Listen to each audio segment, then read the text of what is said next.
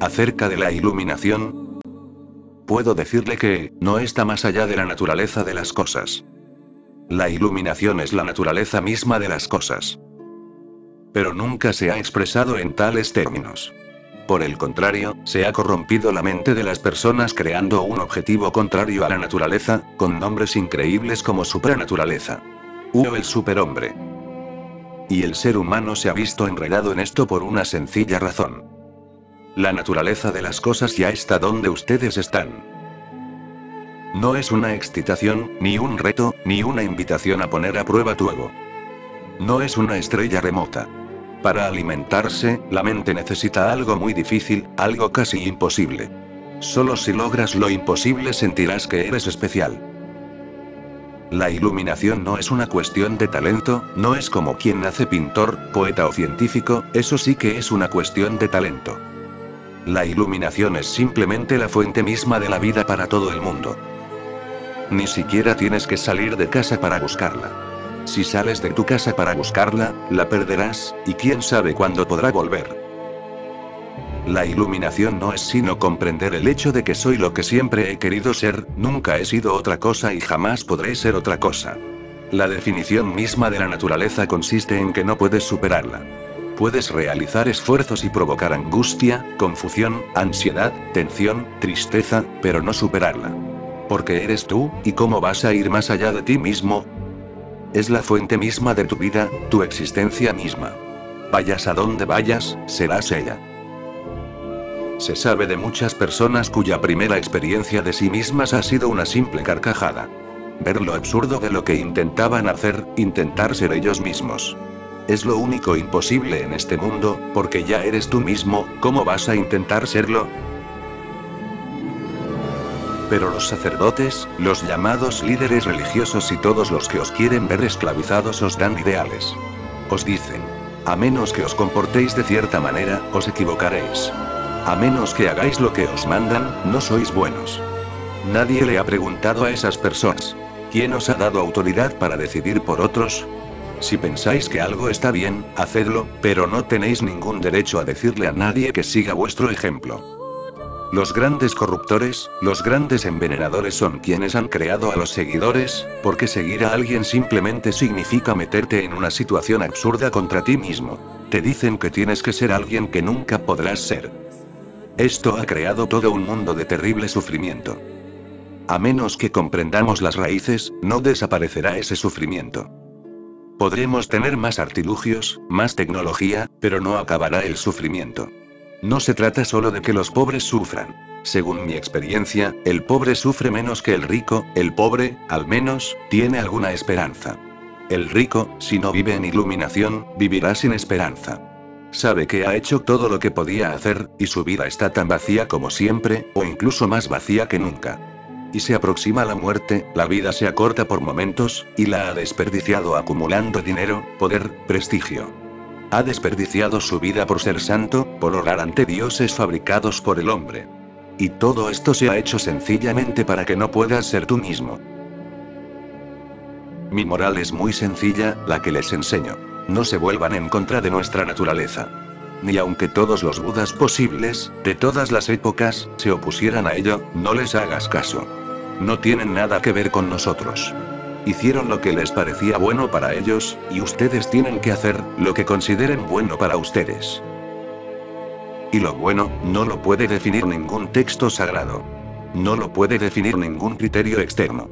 Hay que comprender un criterio intrínseco. Lo que te hace más feliz es bueno. La única moralidad es lo que te hace dichoso. Lo que te hace desgraciado es el único pecado. Lo que te aparta de ti mismo es lo único que has de evitar. Regocíjate en ti mismo y estarás iluminado. Siempre lo has estado. No hay forma de no estarlo. Lo he intentado de muchas maneras, pero he de reconocer que no lo he logrado. No he podido no estar iluminado. En cualesquiera posiciones, haciendo cualesquiera cosas, siempre me sorprendía. Tanto si iba al norte como al sur, siempre estaba iluminado. En Japón hay un muñeco muy bonito, quizás sea el pueblo que hace los muñecos más bonitos. Y este no es normal y corriente. En Japón lo llaman Daruma, pero es la adaptación japonesa del nombre de Bodhidharma. El muñeco está hecho según la visión de Bodhidharma. Tiene las piernas pesadas y por arriba es muy ligero. De modo que se tire como se tire siempre adopta la postura del loto. Es inevitable. Quizás se haya olvidado y se haya convertido en un juguete para niños, pero representa lo que yo digo y lo que decía Bodhidharma, que es imposible no estar iluminado. ¿Quién te ha implantado esa idea en la cabeza, que tienes que alcanzar la iluminación? ¿En dónde la escuchaste? La señorita Prim, la vieja solterona, da una charla en el colegio femenino. Chicas, recordad una cosa, dice. Cuando salgáis, nada de fumar en la calle, nada de mala conducta en público, y cuando los hombres os molesten, preguntaos lo siguiente. ¿Vale la pena pagar toda una vida de vergüenza por una hora de placer? Bien. ¿Alguna pregunta? Se oye una voz al fondo de la sala. ¿Y cómo se consigue que dure una hora? Hay personas a tu alrededor que te vuelven loco. Por lo demás, todo es perfecto. Este es un mundo perfecto. No le falta nada, pero unos cuantos chiflados no pueden quedarse tranquilos a menos que empujen a los demás a correr en pos de sombras que nunca podrán ser reales. Y cuanto más comprenden que no pueden hacerse realidad, mayor el sinsentido, mayor la desesperanza, mayor el sentimiento de absoluto vacío, y la tristeza se impone y aumenta a medida que pasa el tiempo. Jamás aceptes ningún criterio que te haga desgraciado. Jamás aceptes una moralidad que te haga sentirte culpable.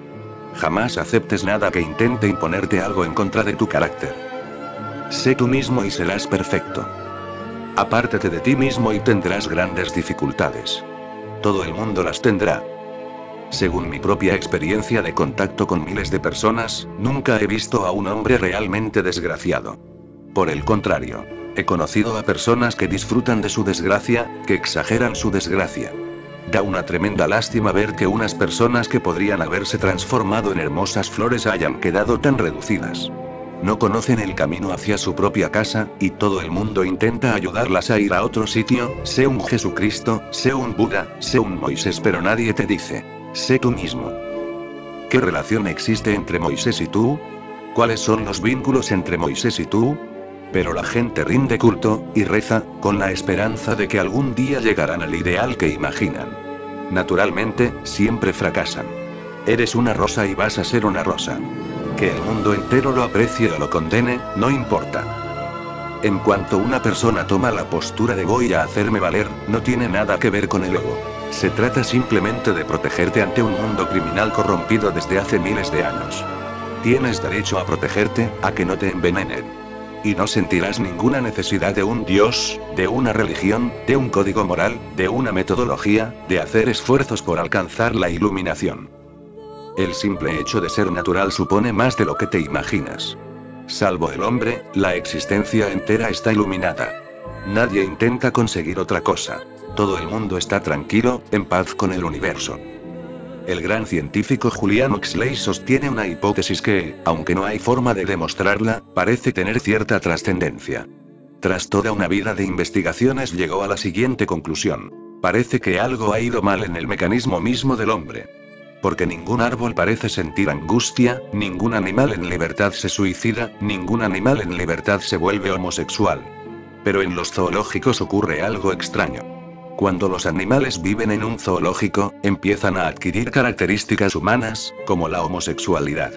Se ha descubierto que algunos se suicidan. Se vuelven pervertidos, empiezan a hacer cosas que no habían hecho sus antepasados, durante milenios. ¿Qué ocurre en el zoológico? Los animales pasan a formar parte de la sociedad humana, a imitar a los seres humanos. Se deforman, se trastornan, se vuelven antinaturales. En mi opinión, la existencia entera es absolutamente sana, absolutamente serena, salvo el hombre. La idea de Julian Huxley posee cierto valor pragmático. Quizá no se pueda demostrar qué es lo que se ha torcido, porque el hombre es un mecanismo muy complejo, pero no cabe duda de que algo se ha torcido. Desde mi punto de vista, lo que anda mal no es nada hereditario. Es algo que le ocurre a todo niño una y otra vez, porque todo niño nace en una sociedad que no está cuerda, y tiene que aprender el funcionamiento de las personas que están dementes. Cuando puede desarrollar cierta inteligencia, ya ha sido envenenado. Ya es demasiado tarde. Se ha vuelto un imitador. Los niños son inocentes. Vienen al mundo sin idea alguna de lo que va a ocurrir. Naturalmente, al verse rodeados de personas, empiezan a imitarlas. Es su forma de aprender, de desarrollo, pero en el proceso de imitación y aprendizaje se produce el gran error que Julian Huxley considera genético. No es genético, sino cultural. Se debe a los adultos. El niño no tiene otra salida. Debe de madurar su mente. Aprender de personas que están enfermas. Y esos enfermos no aceptarán a nadie que no esté enfermo. Cualquiera que esté sano, cualquiera que esté cuerdo, será odiado, envenenado, lapidado, porque la chusma tiene que elegir entre dos cosas. O el individuo tiene razón, y entonces la chusma y toda su historia están equivocadas, o si la chusma y su largo pasado, lo que se llama el pasado de oro, tienen razón, hay que eliminar a esa persona, pues en otro caso planteará una pregunta constante. Sócrates no fue envenenado sin razón. Sócrates era intolerable.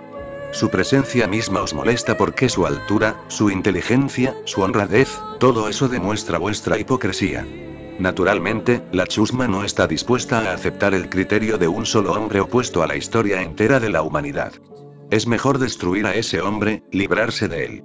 No para de fastidiar, diciéndote que no eres honrado, que vives en la mentira, que tus dioses son falsos, que tus esperanzas son simples consuelos, que estás intentando esconder tu desnudez. Sabes muy bien que debajo de tu ropa eres una persona completamente distinta. Esas personas te lo recuerdan, y duele mucho que te recuerden tu falta de honradez para contigo mismo. Duele saber que tu amor no es amor sino celos, una forma atenuada de odio. Duele saber que tus dioses son falsos, una creación tuya, que tus sagradas escrituras son tan poco sagradas como cualquier libro. Lo más fácil es deshacerse de cualquier hombre como Sócrates y quedarte tranquilo en medio de tu desdicha, haciendo esfuerzos por alcanzar la iluminación. Es una situación muy extraña.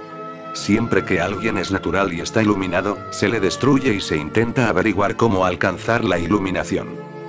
Quizá tu búsqueda de la iluminación no sea sino una astuta estrategia para aplazar la iluminación.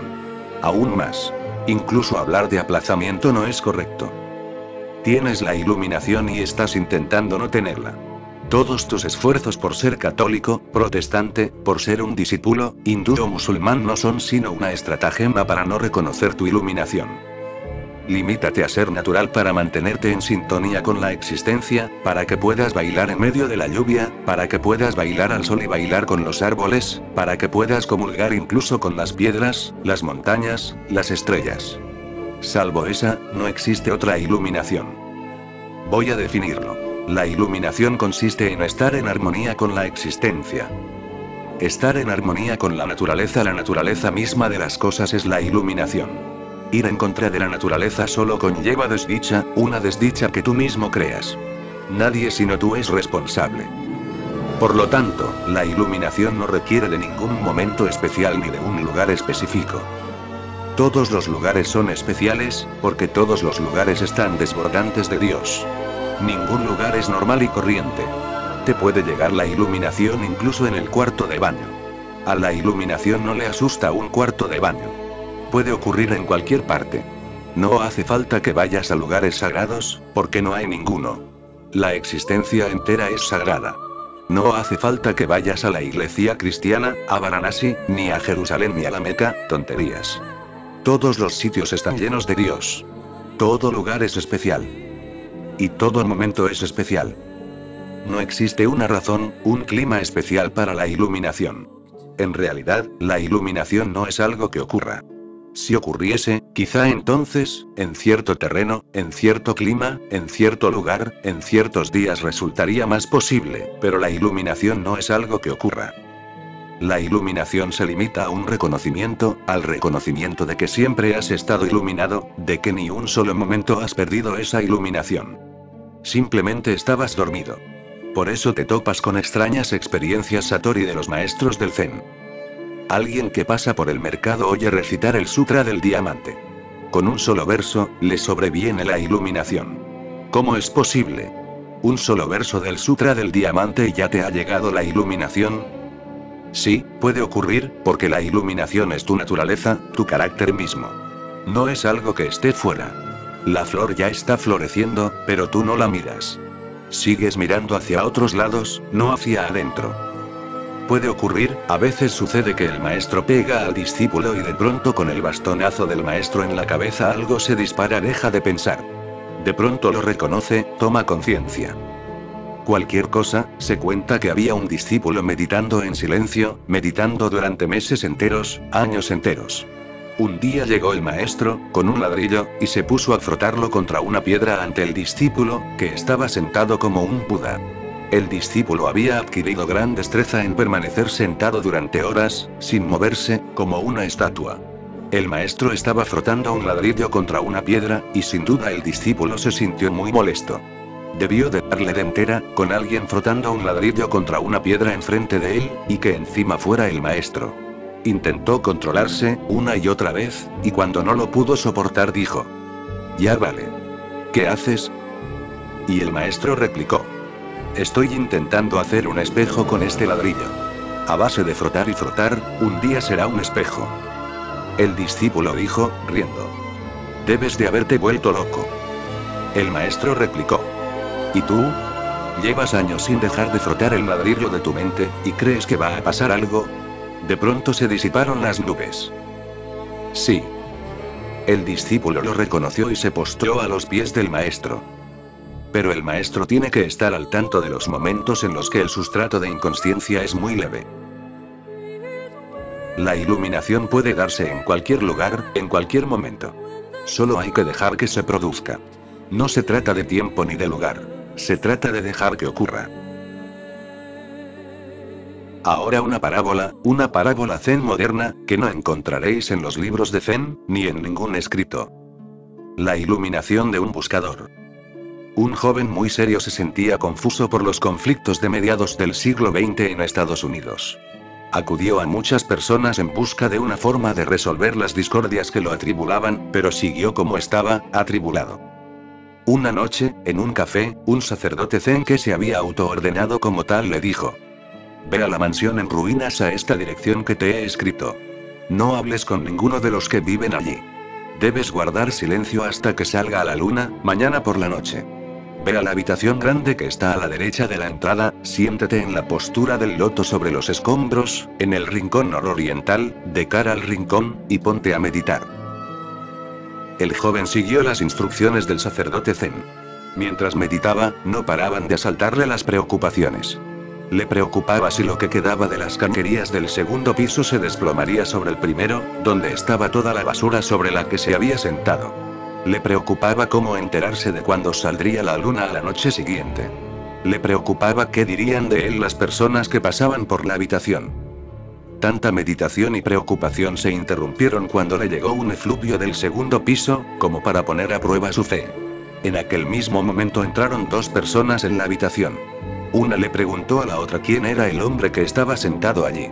La segunda persona respondió: «Unos dicen que es un santo, y otros que es un gilipollas». Al oírlo, aquel hombre recibió la iluminación. Solo se trata de estar presente en cualquier situación. Al oír esto y no un sutra del diamante, pero sin duda tuvo que oírlo, debía de estar muy atento. Es natural que cuando alguien habla de ti y dice: «Unos dicen que es un santo, y otros que es un gilipollas», dejes de pensar. Al oírlo, a aquel hombre le llegó la iluminación. Puede ocurrir en cualquier momento, en cualquier lugar. Se puede acceder a la iluminación. No viene del exterior. Cuando desaparecen los pensamientos, sale de tu interior.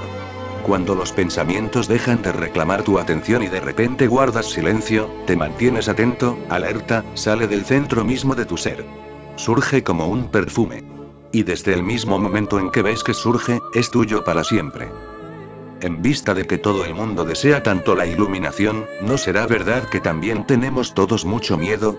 ¿Cuál es ese temor que nos impide relajarnos y ser nosotros mismos? No existe un solo temor, sino muchos. En primer lugar, si deseas la iluminación, tienes que experimentar una muerte psicológica. Tienes que renacer como un ser espiritual nuevo, pero no sabes nada de espiritualidad. Lo único que conoces de ti mismo es tu mente, centrada en torno al ego. Se trata de un fenómeno muy extraño, identificarse con algo que no eres, que has olvidado lo que eres, lo que has sido siempre, lo que siempre serás. No hay forma de ser otra cosa. Tu ser forma parte de lo existencial, pero existen múltiples estratos de condicionamientos: padres, profesores, sacerdotes, políticos, entre tú, el tú real, y tú, el tú irreal, se interponen muchas personas. Y como es natural, querías a tus padres y ellos te querían a ti. Te hayan hecho lo que te hayan hecho, fue algo completamente inconsciente, no algo intencionado. No querían que fueras hipócrita, pero te han hecho hipócrita. No dudo de sus buenas intenciones. Su intención era hacer de ti alguien estupendo, pero son tan inconscientes como tú. Sus padres les traspasaron su inconsciencia, como herencia, y lo mismo ocurre desde Adán y Eva. Cada generación carga a la siguiente generación de basura, estupideces y supersticiones. Pero no te enfades con ellos. Habrás oído hablar de los jóvenes airados. Los jóvenes airados son imbéciles. La ira no resuelve nada. Lo complica todo, lo hace más difícil. Tus padres, tus profesores, tus vecinos no se merecen ira, sino compasión. No podían hacer otra cosa. Con todas sus buenas intenciones te han destruido, al igual que sus padres los destruyeron a ellos. Y si no alcanzas la iluminación, destruirás a tus hijos. Les impondrás todo tipo de gilipolleces, y encima por su bien. Te han dicho que eres cristiano, que eres hindú, que eres musulmán.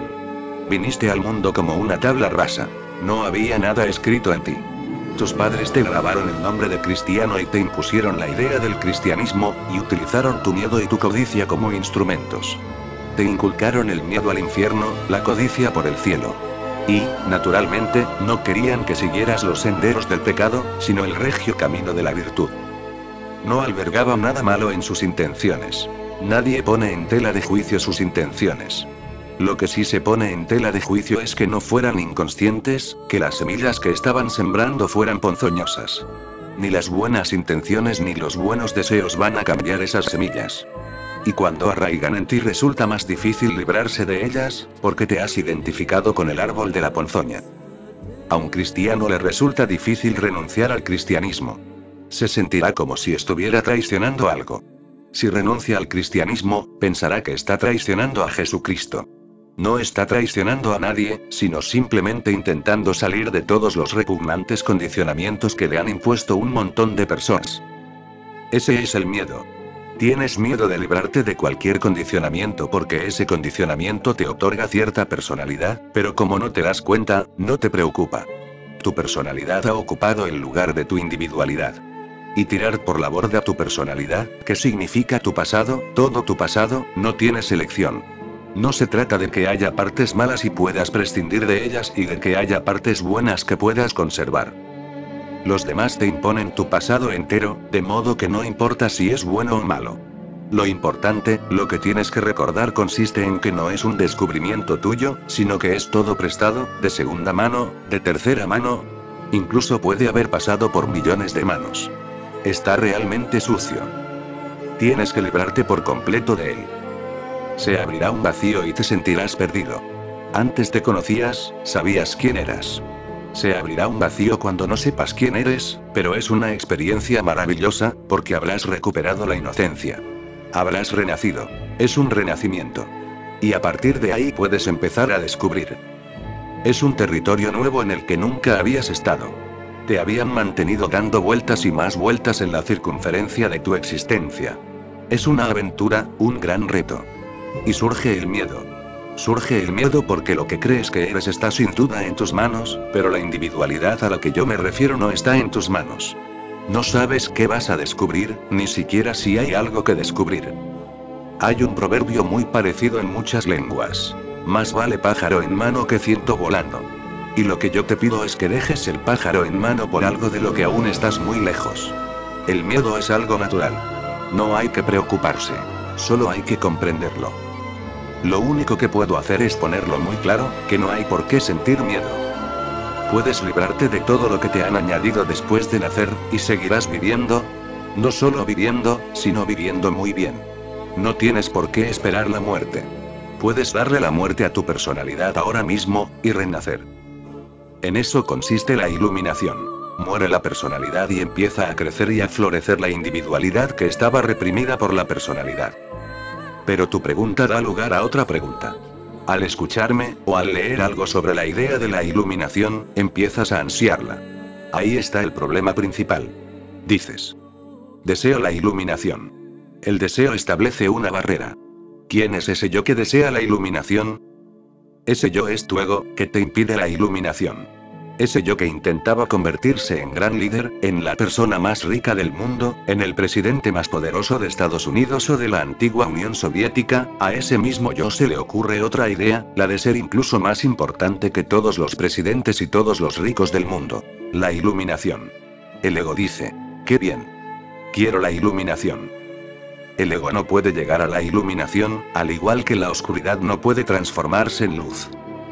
Al escucharme a mí, o sacar la idea de otra parte, hay que recordar una cosa: que no puedes desear la iluminación. Puedes tener la iluminación, pero no puedes desearla, no puedes quererla. No es un producto que puedas adquirir. No es un país que puedas invadir. No está ahí fuera, no es algo que puedas encontrar. La iluminación es el nombre de una experiencia interior en la que participan dos cosas: la muerte de la personalidad y el renacimiento de la individualidad. Quienes viven en los monasterios del mundo entero desean ser iluminados, despertarse, ser liberados, muchas palabras para una misma experiencia. Pero son estúpidos. En realidad, al desear la iluminación convierten la iluminación en un producto más del mercado. La iluminación no es algo que se pueda desear. Entonces, ¿qué hacer? Hay que comprender la propia personalidad, estrato a estrato. Olvídate de la iluminación. No tiene nada que ver contigo. Solo hay una cosa cierta: que no puedes recibir la iluminación. Empieza con lo que eres. Vete pelando tu personalidad, capa a capa, como quien pela una cebolla. Tira esas capas. Encontrarás más capas, pero llegará el momento en que desaparecerá la cebolla y solo quedará el vacío entre tus manos. Ese momento es el momento de la iluminación. No puedes desearla, porque el deseo añade otra capa a la cebolla, una capa mucho más peligrosa que las demás. Ser presidente de un país no es gran cosa. Cualquier imbécil puede llegar a ese cargo. Aún más. Hay montones de imbéciles en ese puesto en el mundo entero. ¿A quién si no le iba a interesar ser presidente o primer ministro de un país? Jamás he conocido a una persona sensata que quisiera llegar a presidente. ¿Os habéis fijado en un hecho realmente curioso, que en épocas pasadas varios reyes alcanzaron la iluminación? En la India, Asoka, uno de los emperadores más importantes del mundo. De hecho, la India no ha vuelto a ser tan importante como en su época. Varias regiones de la India han sufrido diversas invasiones, y han pasado a ser países distintos. En la actualidad, la India es solamente una tercera parte de lo que era durante el imperio de Asoka. Ha habido otros emperadores que alcanzaron la iluminación, en China, en Japón, en Grecia. Un emperador no es un hombre que desea ser emperador. Al igual que otros nacen mendigos, él nace emperador. Se lo toma como algo natural, que no se transforma en una capa de codicia alrededor de su cebolla. Pero no sabemos de ningún presidente, de ningún primer ministro que haya alcanzado la iluminación. Parece extraño, pero la razón es muy clara. No se nace presidente, sino que hay que luchar por ello. Tienen que mentir y prometer, a sabiendas de que no pueden cumplir esas promesas. Tienen que ser diplomáticos. No pueden decir lo que quieren. Dicen muchas cosas que nunca van a hacer. El político tiene que ser muy astuto. No se sabe de ningún político que haya alcanzado la iluminación, por la sencilla razón de que en un mundo democrático, en el que ha desaparecido la monarquía, ser jefe de Estado constituye uno de los mayores deseos del ego, pero el deseo de iluminación es el máximo deseo. No se puede desear nada más importante. Pides la dicha máxima, pides la máxima sabiduría existencial. Que la iluminación no sea un deseo, porque entonces no la alcanzarás. Te propongo que te olvides de la iluminación. No tiene nada que ver contigo, jamás la verás. Ocurre cuando no eres. Cuando has pelado la cebolla por completo, cuando se ha evaporado tu ego, ahí está. Pero no puedes decir: yo he alcanzado la iluminación. Ese yo ya no existe. Existe la iluminación. Es natural sentir miedo, porque tienes que deshacerte de toda tu personalidad, y ahora mismo es lo único que tienes. No sabes que hay algo detrás. Quieres ganar algo más, y yo te digo que pierdas todo lo que te confirma. Ese es el miedo. Si haces caso al miedo, no hay esperanza. ¿Pero qué tienes en realidad? Angustia, ansiedad, aburrimiento, desesperación, fracaso, miles de complejos. En eso consiste tu tesoro. Fíjate en él. ¿Por qué tener miedo de abandonar ese tesoro, de librarte de la angustia, de deshacerte del aburrimiento? Pero las cosas son realmente complicadas. ¿Por qué estás aburrido? ¿Y por qué no puedes librarte del aburrimiento? Debe de haber algún interés oculto. Te aburres con tu mujer o tu marido. Llega un momento en que todo esposo y toda esposa se hartan el uno del otro, se aburren, pero hay una complicación. No puedes despedirte sin más de tu cónyuge. ¿Tenéis hijos? ¿Los dos los queréis? ¿No queréis abandonarlos? Habrá una pelea ante los tribunales por esos niños, porque los dos no podéis quedaros con ellos. Tenéis cierto prestigio en lo social. La gente os considera una pareja modélica porque siempre os ven cariñosos al uno con el otro. Cuando sales de casa para ir a la oficina le das un beso a tu mujer, cuando vuelves le das otro beso, como un ritual. Para ti no significa nada, para ella tampoco significa nada, y los dos lo sabéis. Y mientras besas a tu esposa te dices para tus adentros: al diablo con todo esto. Pero la gente no oye lo que dices para tus adentros. Solo ve. 30 años de matrimonio y siguen queriéndose. Es como si aún llevaran el cartel de recién casados en la trasera del coche. Parece que su luna de miel no acaba nunca, 30 años de luna de miel. Es interminable. Fingís ante los demás. Tenéis que mantener la idea de ser la mejor pareja a ojos de la gente. Son vuestras inversiones. Quizá te hayas enriquecido al casarte con una mujer rica. Si la dejas volverás a ser pobre, y no quieres. Quizá tengas un buen trabajo porque tu mujer es guapa. Vivimos en un mundo muy extraño, o por las relaciones y las influencias de tu mujer. Podrías perder el trabajo si la dejaras. De modo que, ¿cómo librarse del aburrimiento, cuando está relacionado con tantas inversiones? Hace falta valor, mucho valor. Y me gustaría decirte que es mejor ser pobre pero sin aburrimiento, mucho mejor que emperador pero aburrido, porque el aburrimiento es pobreza espiritual. Y este nunca llega solo. Si te aburres surgirán la angustia, la desesperación, una continua tensión mental. ¿Qué hacer? Tienes que seguir viviendo con una mujer o un hombre a quien te gustaría matar, y encima darle besos. Librarse del aburrimiento significa dar un paso revolucionario, a cualquier precio. No puedes arrastrarte por la vida aburrido, porque entonces, ¿qué sentido tiene vivir? Y a tu alrededor verás a todo el mundo aburrido. Alguien puede estar aburrido de su trabajo. No quería ser médico, pero sus padres lo obligaron porque es un trabajo respetable, lucrativo. Te lucras, te respetan y encima dicen que realizas un gran servicio público, porque sirve a la humanidad. Es fantástico. Tus padres te obligaron a ser médico. Detestas ese trabajo, nunca te gustó. Querías ser pintor, pero nadie te hizo caso. Te decían: estás loco. Si quieres ser pintor te morirás en la calle, pidiendo limosna. Déjate de tonterías. Cuando se es joven se tienen ideas muy románticas. Tranquilo, muchacho. También nosotros hemos sido jóvenes y también hemos soñado con grandes cosas, pero ahora sabemos que todas esas ideas románticas pasan. Si te dejamos que seas pintor, no nos lo perdonarás jamás. No podemos consentirlo.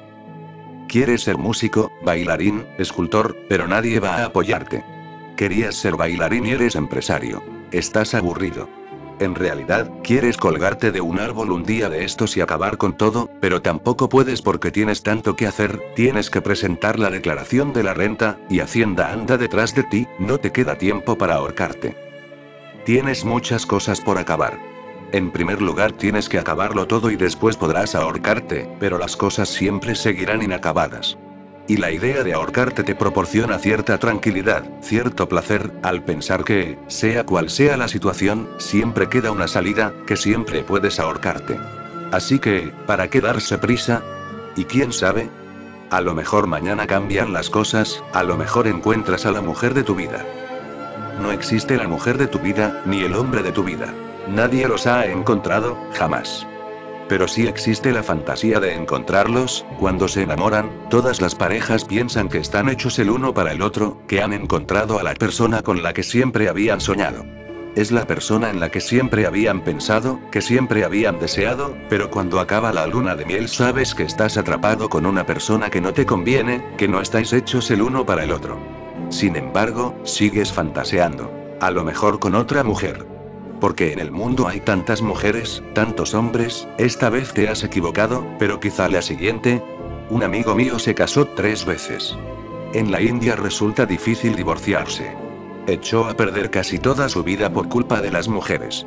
Aunque las leyes no son fáciles, logró divorciarse, porque en la India se consigue casi todo. Lo único que se necesita es dinero, y él tenía dinero. Se puede sobornar a todo el mundo. Se trata de una tradición nacional, y no precisamente nueva. Es muy antigua. Si los indios sobornan a Dios, ¿cómo va a importarles sobornar a un funcionario o a un juez? Cuando un indio va al templo y le dice a su Dios: si me toca la lotería, te haré una ofrenda de 5 rupias de dulces o daré un banquete para 11 brahmanes, ¿qué hace? El premio de la lotería asciende a 1 millón de rupias, y con 5 rupias quiere sacar 1 millón. Los indios llevan siglos enteros sobornando a Dios. Es algo que han heredado. Nadie se siente culpable por ello. Puedes sobornar a cualquiera. Ni tú te sentirás culpable ni el sobornado se sentirá culpable, porque está trabajando para ti. Es casi como el pago por el trabajo. Y el trabajo que hace cuesta mucho más que el soborno que le das. Se puede hacer cualquier cosa. Puedes cometer un asesinato y el tribunal te dejará libre, como a una persona respetable. Lo único que se necesita es dinero. De modo que mi amigo siguió pensando que mañana podía ser diferente. Cambió de esposa en 3 ocasiones, y siempre me decía: esta vez no voy a enamorarme de una mujer como la que voy a abandonar. Menuda bruja. Y yo replicaba: siempre te enamorarás de una auténtica bruja. Un día me dijo: qué cosa más rara. Fíjate, resulta que siempre tienes razón. La segunda mujer era tan bruja como la primera, y la tercera tan bruja como las demás. ¿Cómo puedes predecirlo? Le contesté: yo no lo predigo, no soy astrólogo. Sencillamente, te conozco. Sé qué clase de mujer te atrae. ¿Por qué te enamoraste de la primera? ¿Has analizado qué cualidades de esa mujer te atrajeron? ¿Te has parado a pensarlo? ¿Y quién te va a encontrar a esa otra mujer? Tú, y nadie más que tú, y te volverás a sentir atraído por lo mismo. No has cambiado, ni ha cambiado lo que te atrae. Nunca te has preocupado de darte cuenta que tú eres el responsable de haber elegido a esa mujer. Por eso has adquirido el mismo producto 3 veces, una vez, y otra y otra. No es cuestión de divorcio, ni cuestión de cambiar de mujer. De lo que se trata es de que cambies tu mente. Pero la gente siempre intenta echarle la culpa a los demás. Estás angustiado porque tus hijos se están haciendo hippies.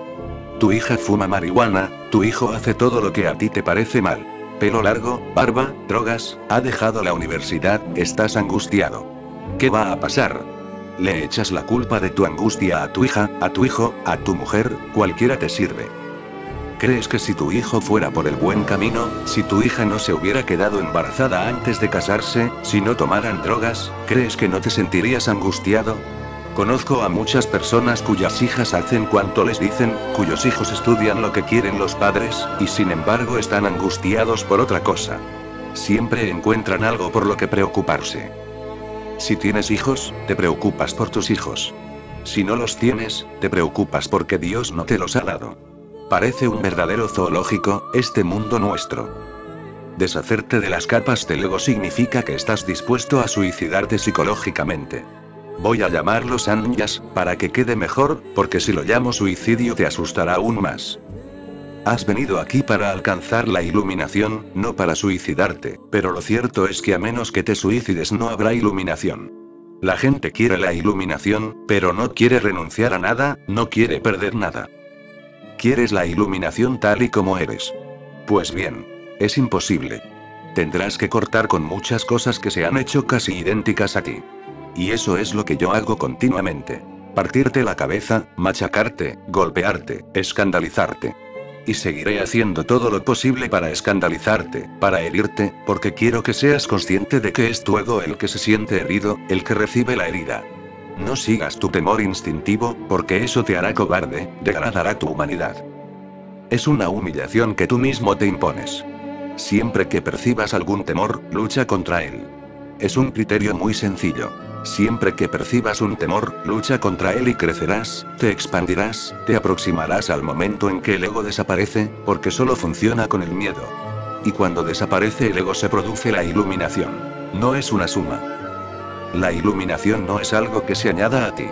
La iluminación es algo que forma una unidad completa contigo mismo. Es un fenómeno de resta, porque tú ya no existes. No te ocurre a ti. Ocurre cuando dejas de poner obstáculos, cuando ya no eres. Por eso llamo a la iluminación suicidio psicológico.